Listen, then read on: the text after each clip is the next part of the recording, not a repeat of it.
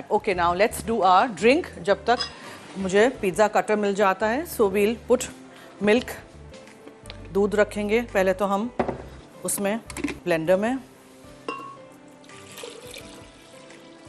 ठीक है। फिर इसमें हम डालेंगे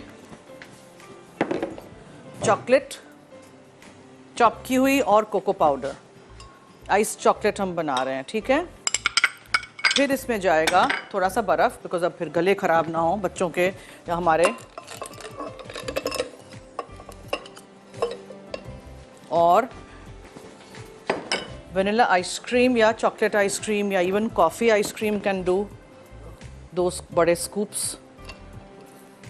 और क्या था, चॉकलेट सॉस, ठीक है जनाब।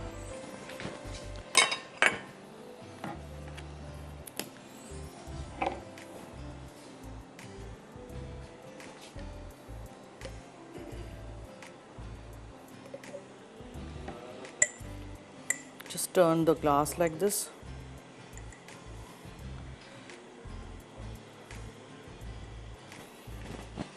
और थोड़ा सा चॉकलेट सॉस इसमें भी डालेंगे।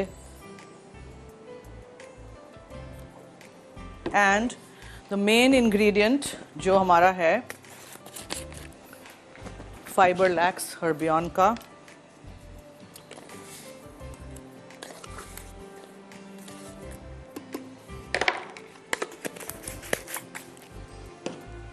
and blend.